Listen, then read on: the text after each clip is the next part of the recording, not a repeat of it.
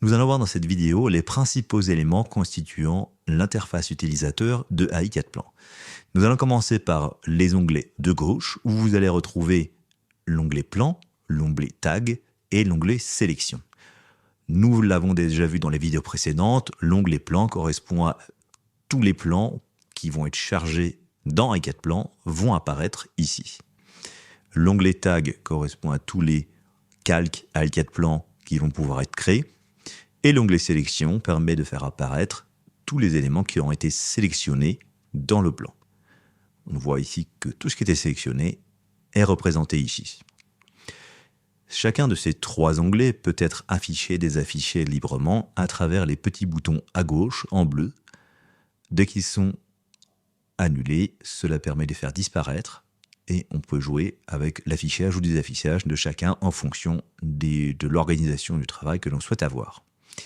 Sur la partie de droite, on va retrouver principalement l'onglet Quantité qui va lister l'intégralité des quantités qui vont être créées dans le projet AI 4Plan, mais on va également retrouver l'onglet Propriétés qui lui va donner toutes les informations propres à chacune des quantités, et également l'onglet Zone qui va permettre la création de zones permettant le découpage des quantités selon les souhaits.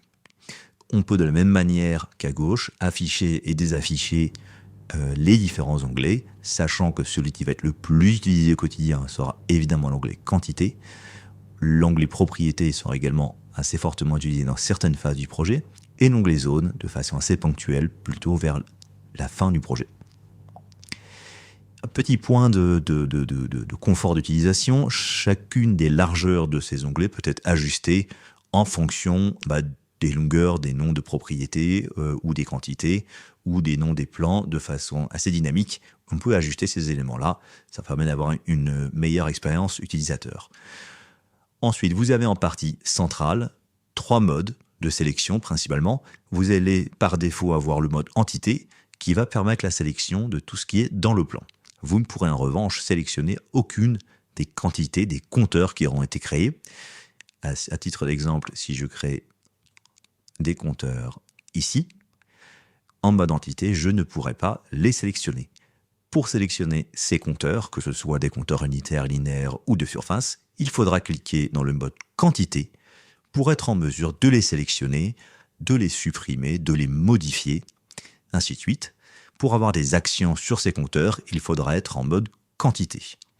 Pour revenir dans la sélection dans le plan, il faudra cliquer au préalable sur entité pour pouvoir resélectionner des éléments du plan. Le dernier mode de sélection est celui des zones. Les zones, tout comme entité et quantité, va permettre de modifier des zones qui auront été créées dans l'onglet ici zone. On ne pourra pas sélectionner les zones si jamais nous ne sommes pas dans le mode de sélection zone. Au quotidien, vous utiliserez bien davantage le mode entité et le mode quantité et vous devrez jongler entre les deux en fonction des actions que vous voudrez avoir.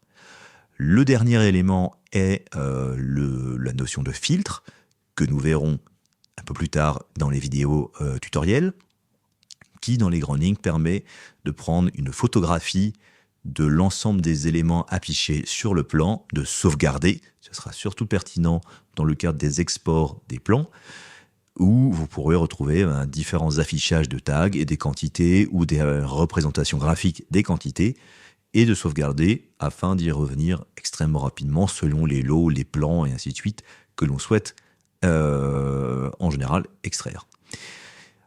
Pour terminer, même si nous l'avons déjà vu dans les vidéos précédentes, vous retrouverez la touche File, le bouton File, où vous pourrez ici charger les plans DXF et PDF, sauvegarder le projet AI 4Plan en tant que tel, exporter un certain nombre de plans à travers les zones, à travers ce bouton, ou fermer le projet tout simplement. Les touches Action et Test pour l'instant sont provisoires. En revanche, très pertinent et assez utile au quotidien, les touches Undo et Redo qui permettent d'annuler une action ou plusieurs actions qui auraient été faites préalablement. Cela permet d'éviter une mauvaise manipulation et de gagner un certain temps dans un grand nombre de cas.